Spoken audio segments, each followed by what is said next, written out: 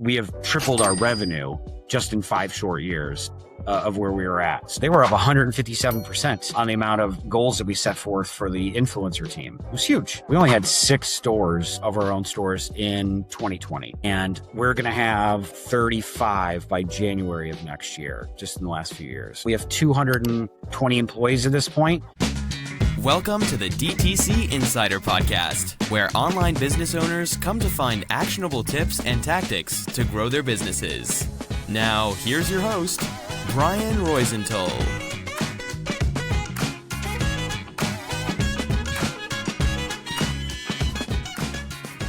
Hey, welcome to another episode of DTC Insider podcast. I'm Brian Roisentul, and today I'm joined by Arin Schultz, the Chief Growth Officer of Naturepedic. Hey, Arin, thanks for being on the show. Yeah, thanks for having me on today. Yeah, my pleasure. So why don't we start by telling the audience more about what the company does, for those who don't know the company? Yeah, so, we are a certified organic mattress and bedding manufacturer. We've been in business now for 23 years. All of our manufacturing's done in right outside of Cleveland in Ohio, and something we don't really, get into a whole lot. We've been doing a little more in the last few years, but about 85% of our workforce is Amish. So, they're getting a handcrafted Amish product on top of it being certified organic as well. Nice. And how long have you been with the company? I've been with the company for 12 years now. I joke all the time with our owners that everything I've done to rise up the ladder, I've done through hostile takeover. I started off as as a sales coordinator in 2014. And I was in the metals industry before, and it was very stressful and very cutthroat. And it was very much, in hindsight, it was very much the best learning experience I ever had. And when it came to business, when it came to interact with customers, to just be confident in myself, because I was 100% commission based. So if I didn't sell, I didn't eat. So I wanted to take a little bit of a breather and, just kind of with my old job, and it just a whole different reasons why I'm not there. But, I wanted to see if I had a lot of, we call it self-doubt of is this the right thing for me to be doing with sales? Because it was so incredibly stressful. And I thought an organic mattress company would be low-hanging fruit. And I couldn't have been more incorrect. And what I mean by that is, it was mattresses in general are a very cutthroat industry in and of themselves. And what we do with Naturepedic is, how do we grow the brand with keeping our ethics in check without stooping to certain, of knocking on our competition. We don't really do that. We don't really there's not a comparison chart on our website of us versus them. We just, try and say how well we're doing. And I think our customers appreciate that. I mean, being an organic company, they want to buy from somebody who is doing the right thing. And whether that's how we make it or, how we conduct ourselves, customers are a lot wiser than they used to be. Yeah. So it's been a while since you joined the company, right? It's many years now. And e-commerce was definitely different back then. Was there any e-commerce strategy back then when you joined the company, or was it everything offline? No, I mean, we had a website. The website did, okay. We started out in wholesale. Our founder, Barry, they and his 2 sons, Jeff and Jason, they made our first prototype in their garage. And then they started literally taking it door to door to all these mom and pop, brick and mortar baby stores. We put it online. And, I think people were there was no sense of SEO or a Google strategy or paid social or any of that. I mean, social really wasn't even a thing in 2003 when we first started this company. And, when I came on board, I just saw the potential that we had of we were doing well, for what it was worth for a company that we had this amazing product. How do I go out and tell the world about it? And I took over all of sales in 2018 and just started building out more of that omnichannel wholesale division of Naturepedic to just get our brand in front of consumers as they're shopping online or even in store in certain cases with Pottery Barn and Crate and Barrel and Restoration Hardware. And, that started to build up the brand as well. And, in 2021, I took over all of marketing as well. And that's what I joke about that hostile takeover thing is I'm not a marketing person. I think after 5.5 years of being in the trenches, I like to think I am a little bit more now, but I had we had a gap. Our old VP of sales and marketing went to go take another role, and we tried out some other directors of marketing. It just wasn't really clicking with the team. And I had a good rapport with the team. And I said, why don't you just let me try it? I did so well with sales. Like, what could go wrong? We're not, at this point, we have nothing to lose. And it just stuck. I guess I had like a knack for it. And we've had in our last 5 years of me being in charge of marketing, and I'm not, like I said, my team would probably burn me at the stake if I was like, oh, me. I've done a good job of hiring.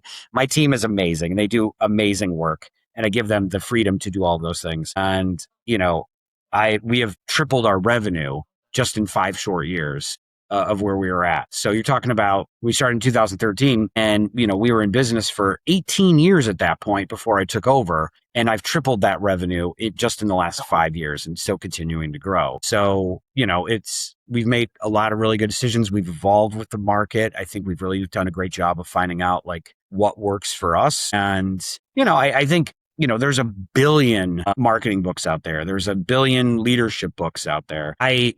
With the 1,000 hats that I wear around here and also being a father of 4, I don't have time to read. I'll be honest. I don't have time to read.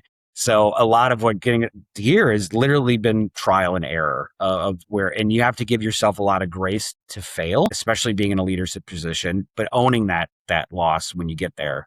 And, I think your team ultimately respects you for it. And I would say I've got 72 people and counting that work underneath me. Not all those are direct reports. I think I would die. Like 14 of them are direct reports.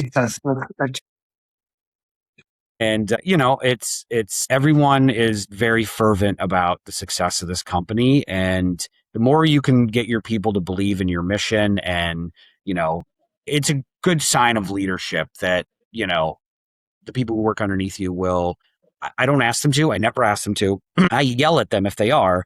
I can't tell you how many people that I have working on this team that, 6, 7, 8, 10 o'clock at night, I see them working still within Airtable or Slack or whatever. I'm like, you got to shut off. Like, we're not heart surgeons. This isn't life or death. But they're like, I know, but, like, I want to get this done because it's so important. And they're just really committed to all of it. And, again, I'd like to see it, in terms of that drive, but I'm also, you got to know when to push your people to take care of themselves too. But again, that's why we've experienced such great growth. So I was thinking of 1,000 questions while you were speaking because everything was so interesting. So let's slowly break it down. So you said that you've been growing steadily for or tripled revenue in the last 2 years, and many companies are doing well. Many companies are really struggling these last few years. Were brutal for many companies, not only for the socioeconomical aspects, but also the technology aspects, the competition, AI, you name it. Everything was so different ever since COVID, right? For many, many companies. And, we will talk about retention, acquisition, omnichannel, everything. But I would love to start by the following, like what key decisions explain, let's say, that consistency better than anything else? The growth, because it wasn't a one-off, one great month or a great year. What decisions explain that, steady growth base? I think our ownership likes to joke around that we started this company in the middle of a recession. So we're like, primed for opposition and economic tides. So, that's why we haven't seen like down years. If the economy tanks, like Naturepedic still continues to grow. And, I think largely why we've seen such consistent growth with that is we're an organic mattress company, but we have our baby division, we have our kids stuff, we have our adult stuff, we have our, pillows, we have bedding. If any of those things happen to falter for whatever reason, we've done an amazing job, shoring up every one of those specific divisions within Naturepedic to where it, the rising ship, takes care of the rest of the ones that aren't doing as well. So I think that's greatly helped out. Now, in the last 5 years, there's not one sector of those key divisions of Naturepedic that hasn't grown exponentially like the rest of them. And I think one of the big things that we did, one is, we used to give away so much money. The owners of our company are very philanthropic. The problem is they were doing it the wrong way, And what I mean by that is nobody knew that we were doing any of this stuff, that we were giving any of this money away. We were giving countless, tens, thousands, hundreds of thousands of dollars to charities across the country. And, consumers want to know that stuff. They want to know that who they're giving their money to. So when I took over in 2021, I made that a key decision of, being a part of our marketing of, look what your purchase is going towards. And, here's your money's not lining some guy's pockets. He's literally like, the second it comes in, it's going out the door again. And I think that was a good bolstered things, but also extensively building out our influencer network has been phenomenal in doing that. Like we used to dabble here and there before. And now I've got 6 full-time people just working on influencers. And, it's the best investment that we've ever made because our return on that is amazingly huge. Could you please explain a little bit more in depth what you're doing with those 6 people? What's the role of each of those people, and what specifically you're doing with influencers that is helping you so much? Yeah, no. So they're all, it's all pretty much the same role. It's just a matter of what type of influencers they're going after for us. I do have, obviously there's a manager, would be chaos, but the other 5 are, let's just say it's crib mattresses. They're going after, parenting influencers, and, so there's one aspect of it. And then, the adult side of stuff, the bedding side of stuff. And we're, going after health and wellness. We're going after parenting. We're going after everything that suits our brand. And we're finding no shortage of influencers that want to work with us. And we're also able to take all of that content that they're creating, and then we're seeing wildly successful ad campaigns just around UGC, which is great because we don't have to spend, $50, $60, $100,000 on expensive photo and video shoots any longer. I think people appreciate authenticity of a brand and looking like, I don't want to say unpolished. They do some amazing work, but I think, I'm not saying that the idea of a big expensive ad campaign is dead. I'm just saying that that's what's working for us as a company, is leaning more on these people, these, talking heads, if you will, about why Naturepedic should be something you should have in your home. And, the amount of brand awareness we get out of it, the amount of impressions that we get out of it, the amount of likes and shares is we're my social team has, their own metrics of what success looks like. They blew it out of the water for Q2 of this year. Just for example, they were up 157% on the amount of goals that we set forth for the influencer team. It was huge. And I think it's, just seems to be really resonating with people. So, and we're going to continue to build on the team, because right now we unfortunately have a backlog of the amount of influencers that are waiting in the wings to work with us. So we're hiring even more people. We've got like 400 influencers that want to work with us right now. So that's amazing. That's a dream for many brands. But for some, they don't know how to leverage influencers. So I wanted to ask you a few questions on that, if you don't mind. First off, where do you use the content influencers create? Is it TikTok Shop, TikTok Organic, Instagram Organic? Is it ads everywhere? TikTok is, we're not really doing a lot with TikTok, to be perfectly honest.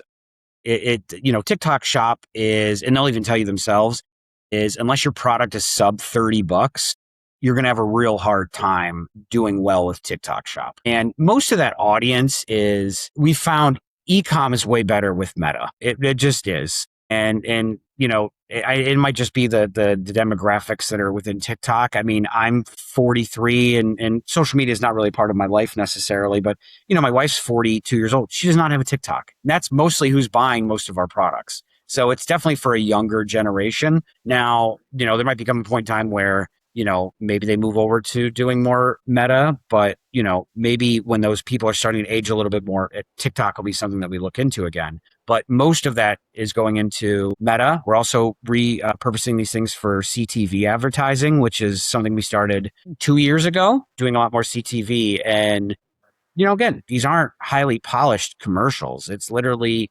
a 15, 30-second clip of somebody with a mic sitting there talking about, our bedding. They're talking about the in-store experience they had. They're talking about just our mattresses in general. And those are some of our highest revenue generating ads that we're having right now, whether it's Meta or CTV. Got it. So mostly Meta, basically, for the influencer content, right? Organic and ad, right?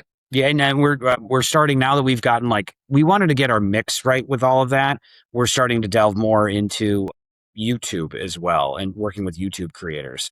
And I think that just from what we've seen initially, I think it's going to be a really good payoff for us. And I'm hiring 2 more people just to start sourcing YouTube creators. I think it will help. And correct me if I'm wrong. I guess the consideration window or time is high. Before you buy a mattress, you kind of look for alternatives and explore that, let's say, that decision very, let's say, carefully and thoroughly before you make it. I don't know if everyone, but that's me at least, right? Because you buy it once in a while or in a lot of years.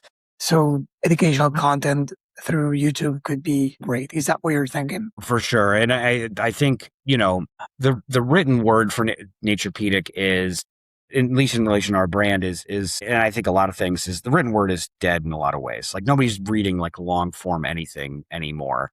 And when we do podcasts, when we have the opportunity to educate people on our brand and peek behind the curtain, I mean, we could spend the next, half an hour telling you why you shouldn't be sleeping on conventional mattresses. I mean, it's, long and short, it's like a giant soup of chemicals. And, it's people, it's kind of, it just starts to get their wheels turning of, I probably need to get a new mattress. It's been a little while. I've got aches, I've got pains, I've got breathing issues, I've got skin issues, and these things are resonating with me. And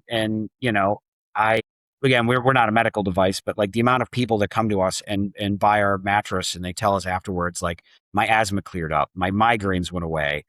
All of these things, made me feel better once I started sleeping on organic. And it's not a relation to just Naturepedic. It's just sleeping on natural and organic materials in general. There's over 100 different chemicals that go into making a mattress. So, when you take that type of information and then you apply that to YouTube, where YouTube is still one of the most biggest search tools for people to go learn things.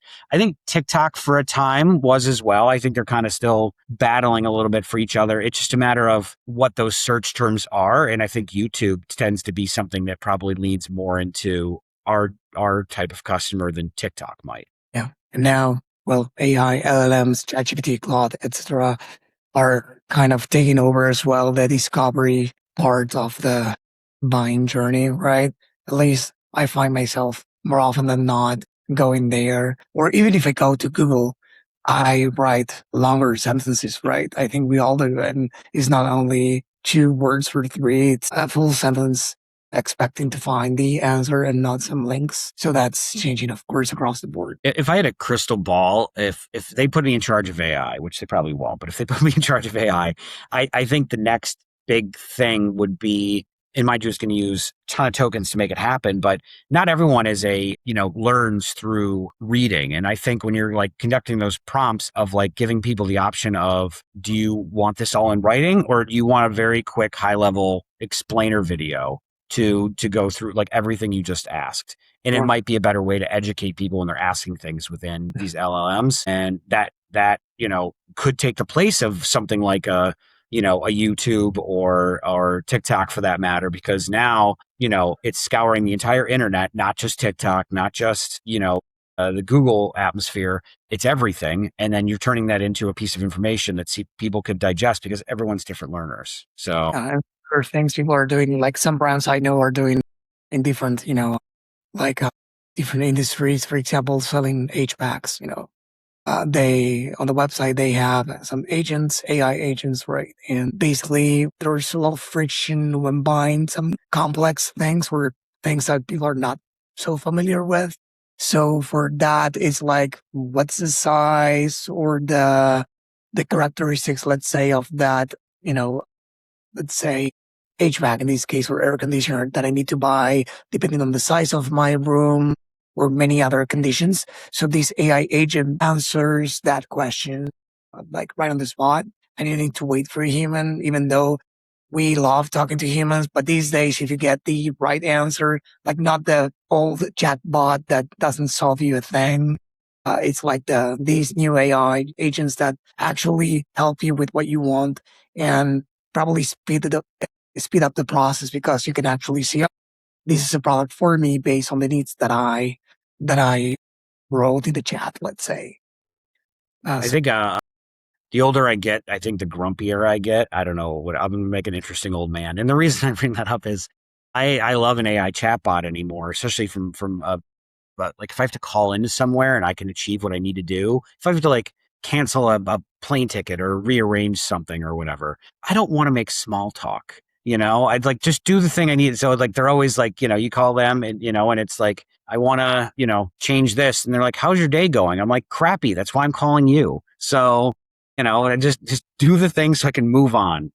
Or they want to tell you things and without solving the problem, they want to upsell you or cross-sell you, whatever. So I think that if it's done well, an AI chat, as we see in more places as the year goes on, I think it's a positive thing because we reduce the timing, we reduce it's better for the customer, I think, for some of them, or for many of them, I would say, that the quality of the service you can provide them with.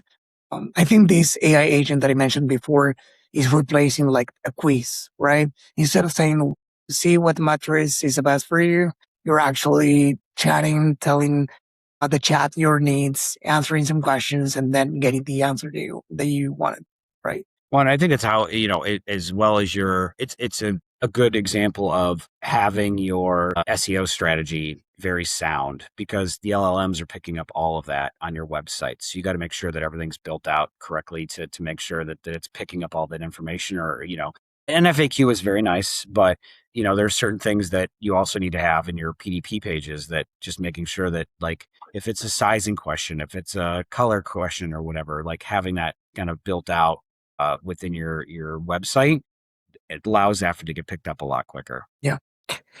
So even though everything is, moving online right now, where everything is, the world, I think, is online, AI, we need to keep in mind that the radio didn't kill TV, online didn't kill offline, AI, I don't think it will kill humans. I hope not. I still say thank you and please. But I do. I'm guilty of that myself. I'm being very polite with those robots who might come for my head one day. So happen tomorrow. So yeah, we should. Mhm. And I saw recently a post by Gary Vee saying that he's going all in, or betting a lot on the offline world, because, like he says, like, there's a comeback. On one hand, teens are buying non-smartphones, like the old phones, for different reasons. People value, or so he said, the in-person, relationships, like sports events, festivals, concerts, and gatherings, retail. So I know you are on the same page on that, right, guys? Because you are not growing only online, but you're also opening more retail stores. So I wanted to ask you about that. Why have you decided to do such move in 2026, where many brands are not betting on offline as much as they are betting on the online? Well, I think for, the mattress industry in general, it's 53% more or less of customers want to experience a mattress in store. Whether they buy it in store or online remains to be seen, but the 53%. And we've seen that where we do show up is, it's like almost I don't want to say like an immediate success, but within 6 months, we're having a very profitable store at that time. And, we're raising that awareness online. We're finally giving them a physical presence to come into, for them to interact. And maybe it's that one last little piece that they just need that gentle nudge of like, okay, they really are who they say they are. I feel good about that salesperson in the store, and now I'm ready to make that purchase. Because then again, it's not a cheap item. It's not like, you're buying a T-shirt sight unseen online, because and it's more cumbersome to return a mattress than it is a T-shirt. I can go drop off my T-shirt at UPS and it's done. With a mattress, it's like, I got to schedule a pickup and I got to do this. So, our stuff is designed to make that pretty frictionless, but the in-store part is definitely a play. And, I think we do see a pretty decent lift in our online stuff thereafter. I mean, we open up a retail store, we see about a 10 to 15% lift in those markets on our website. Just purely simply of, now we're doing, different targeted marketing. We do, it depends on the city, but, we do billboards, we do mailers, we do print stuff with certain publications that a certain demographic of people are working on or reading. We do in-store events. We do stuff with influencers that are very specific to that city. Instead of just like being, agnostic, it's more of like, what's hot in LA right now. We work with those types of influencers to draw more traffic to our stores. And I mean, you're right. I think, COVID, I had to do a little bit of convincing with the ownership. We only had 6 stores of our own stores in 2020, and we're going to have 35 by January of next year, just in the last few years. And, a lot of that was convincing them that there is a need. People do want to have more. I think people were COVID obviously changed this country a lot, but I think COVID really spurned that, they went so long with being isolated that I think people want to get back to like a slower way of life, the way things used to be a little bit more, and not being so isolated. And that's where I think we can give a little bit of sense of community by having a storefront where it matters. For those brands that operate only online for now, but are looking into, opening some stores, what would you say are where for you, the biggest challenges or differences or the things that you might have underestimated of opening a retail store, let's say, from Probably operations? site location. Yeah. Yeah, site location is probably the biggest one.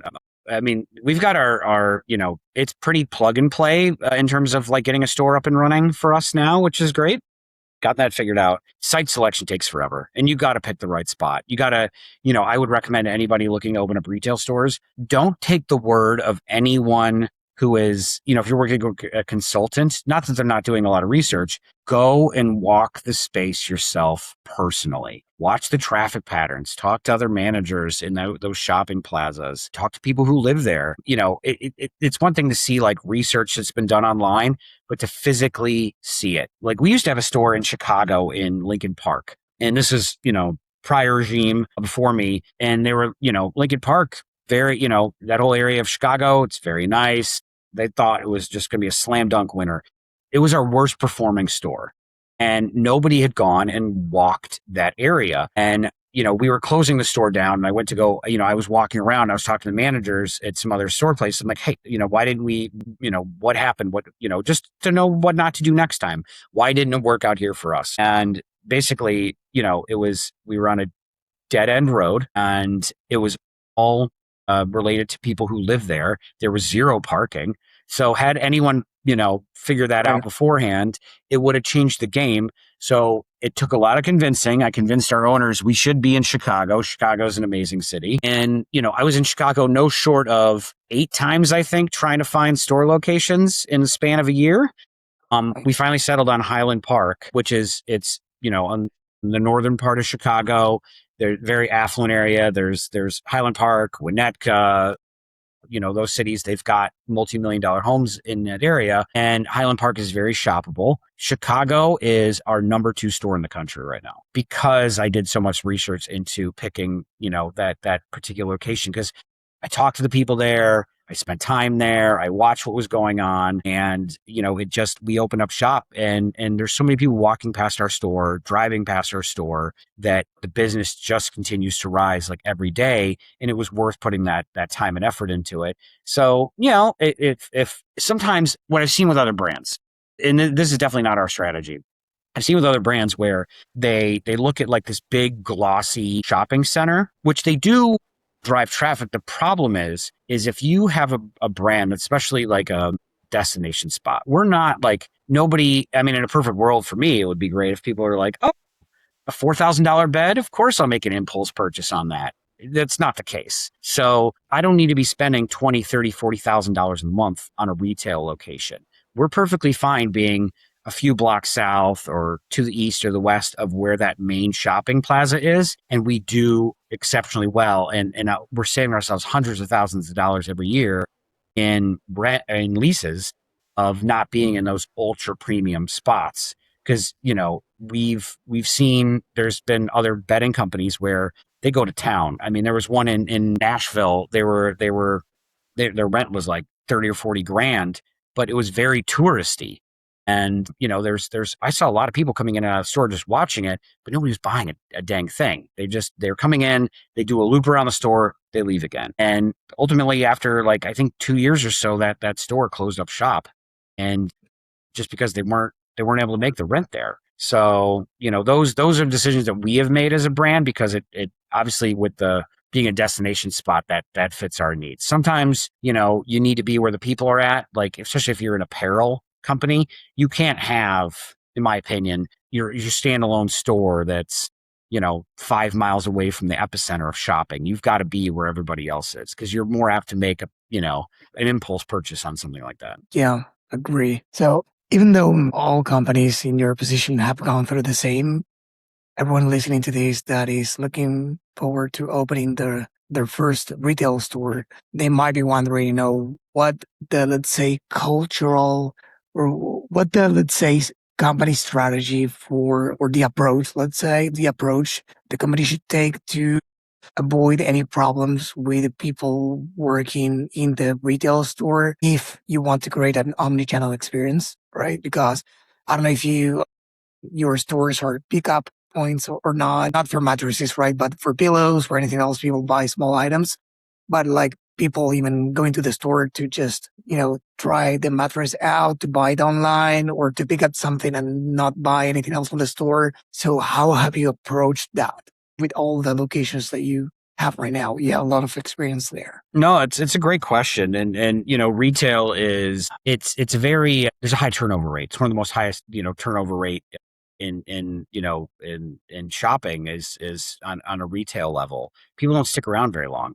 We had people in our stores now that 4, 5, 6, 7, 8, 9 years they've been in working with us now in a retail setting, and a lot of that is especially if you're opening up many, many locations, you can't be all one place in one time, is giving them a sense of ownership over that store. And, they will, protect it almost as good as you would yourself being there because you've given them that opportunity of like, this is your store. You pay them well and you're able to turn, somewhat of a blind eye to those daily operations if they've bought into the success because they're growing as the store is growing. If you pay people, let's call it $15 an hour, and you're expecting like top notch, retail experience, it's probably not going to happen. The amount of people you're going to end up attracting, if they're working for $15 an hour, it's, they'll move on to something else that might be easier or pay more. They have no sense of ownership over that store. So if store display looks like crap, do you think that person's going to go out of their way to make that happen? I mean, in a perfect world, yes, but let's be realistic. It's probably, these things are going to slide away. Whereas if you pay them well, you make them feel like they own that store, and you bring them into conversations when it comes to just marketing. I don't live there. I'm here in LA right now looking at store locations. I don't live here. So, for people here every single day, what works for you? What works for your parents? What works for your family? Talk to them about those things. And it gives them, again, that sense of ownership of, they care enough about my opinion to incorporate that into overall marketing of the store to grow it. And we've seen time and time again where, people just want to be seen and heard and a part of it. Like again, we have, mind you, we're a little bit smaller on the scale. We have 220 employees at this point. So it's a little bit easier to manage. But, I think when people just feel like a number, then they just disappear and then they move on and then you get a higher turnover rate. So that would be my best advice is, again, treat them like owners, pay them well, and you'll have it will show up in dividends by the end of it. I know initially, like it takes a while for a store to mature, but over time, it'll be the best investment you ever made on that retail location. Yeah.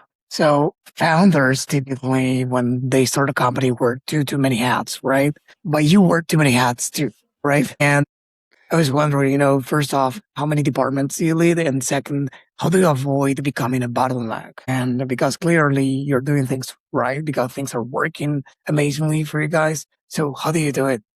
Well, I think it's in my nature. I tend to thrive in chaos. So, we moved around a lot when I was a kid. We have 4 children. I'm not used to sitting still, so it's really not my vernacular to take it easy. And I think hiring the right people to where, I do oversee these things, but hiring the right people to make sure that like I can delegate appropriately. And then when the time comes to like brief me on those things, I can make very quick snap decisions on, all right, thank you for that. Here's what we should do. And then I move on to the next thing. And then when I come back to it a week later, if you have the right person who's you've given charge over that particular division, it's being handled. So, that we've done a great job in hiring the right people to be in those positions. And, between the website, our wholesale division, our retail division, product development. I've got a hand in customer service. And, I also, even though they probably don't want me to, I dabble in, manufacturing here and there because at the end of the day, if I'm doing well, I want to make sure that like I get an eye on making sure stuff's getting out the door fast enough. And also on, the quality side of things, we have quality meetings every week. We report on stuff. And it's just, I guess I don't have a real answer for that other than getting by on the skin of my teeth, and it seems to be working and I love doing it. So that's probably the long and short of it. But I think, if I had to give one solid answer, it's hiring the right people to where you can delegate appropriately and it's going to be handled. I can hand you this ball off and I know you're going to do it. And, when I come back to you in a week or two, you've got a report for me that like, here's what worked, here's what didn't, here's what I think we should do. And then I can ultimately make a decision of either agreeing or, in my position of, I don't think that's the right thing for us to do. Here's what we should do. Now go do that. And, most of the time I do, again, it's the same sense of ownership. I try not to get too like in the weeds with everybody if we're going to grow to, hopefully a, $500 million company, $1 billion company selling, organic mattresses and bedding and God knows what else at some point, I have to know that the people who are in those positions are making the right, and I don't have to touch them for 6 months and giving them that sense of ownership over their roles. Because if I'm constantly disagreeing with them, then that either one, that's probably not the right person to be in that role. But two, it's not allowing them and giving them the grace to make decisions when I'm not around. So, it's just a way of like building people up. I mean, it's not the same thing. I equate managing people how it's like being a parent to all of these people. I talk to them, I listen to them, I give them the grace to fail, the grace to succeed. I don't browbeat. If something didn't work out, what did we do? What didn't work? What are we not going to do again? And then we move on. I'm not I think I've had bosses before, especially in the metals industry. I used to get screamed at like nose to nose if I wasn't making sales quotas. It was a delight. Let me tell you that. But, and I've taken that on the complete opposite side of it is, just hearing people out. It's the best way to develop people. And, that's the only way I'm able to make it every day. And a lot of caffeine. We'll say a lot of caffeine too. So, Yeah, I hear one thing I loved from a past interview, I think it was 2023, was that I used to compare work to, family. It's like my team is my family and all stuff. And because of what you said about being a parent or feeling like a parent of these people, I used to feel the same until these guests told me something that sticks with me like until this day. And I love my team. He said, I don't consider them family. I think of business or my team as a sports team, right? He's a coach, right? And they are the players. They need to perform. Of course, you need to train them, need to educate them, have the same, let's say, values and goals ahead. But it's ultimately more of a team than a family.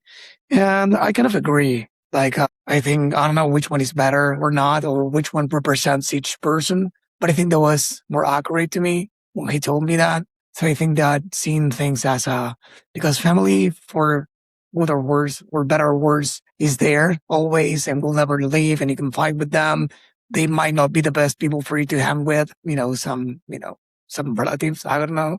We all have this, I don't know, cousin or aunt or uncle, whatever, that we don't enjoy as much to hang out with. But then the team is not that. You need to be on the same page, same goals, same vibe, values, and need to work with them every day. So, yeah. No, it's a good analogy. And listen, at the end of the day, I love my mom. I could never fire my mom. It's still going to be my mom. And I think, with the sports team analogy is, and I've used that one before, is, you've got, if you structure it like a football team, is you're going to have your star players and you're going to have the people that work underneath them that, they're going to help bring them up. They're going to be they're going to want to emulate those features that they're bringing and that authority. Eventually, you can't have an entire team of superstars. Eventually, those people, if you've done your job right, are going to go off to other companies to go work for. And then you bring in the next batch of people that are going to be, showing their worthiness to succeed. And, again, I want to say it's a constant rotation.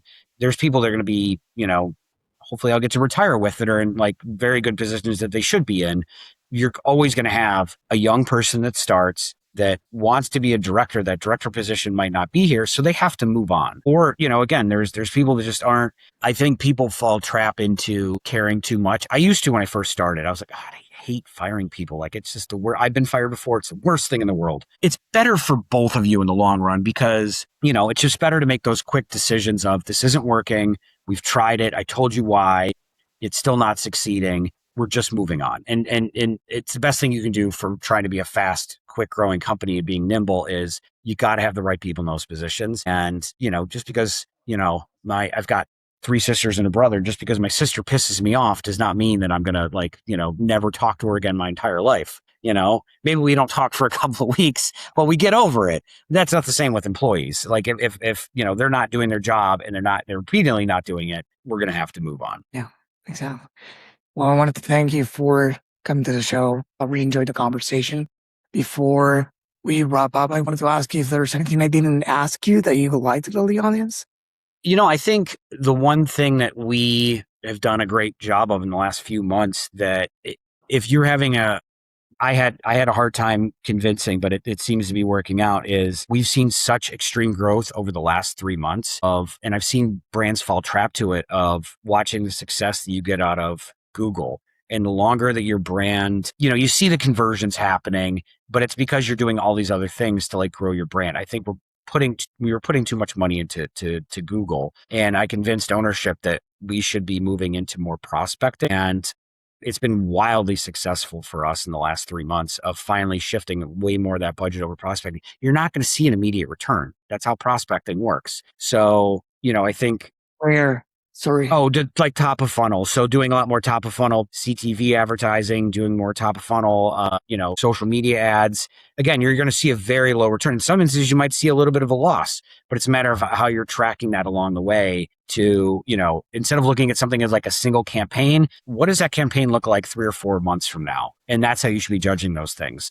And finally, I got ownership to agree that like we should be doing more of that. And it's been amazingly successful for us. So I think, if you've gotten a brand that's been around for a number of years and people know your brand and you see the organic traffic coming in, I would do those tests to, check out like what that looks like for you to like maybe push some of that budget into growing your brand and creating more demand generation than just, flatly bidding on the same pool of people they're going to end up buying anyway. And thankfully, it was my gut feeling that was the case, and it's paying off immensely. We were at like, we're seeing like 20-25% growth. The last few months, we saw 46%, 54%, 68% in terms of growth. And, I think I was, I do like a very small victory lap when I'm right with ownership, but I do one nonetheless. So it's just nice that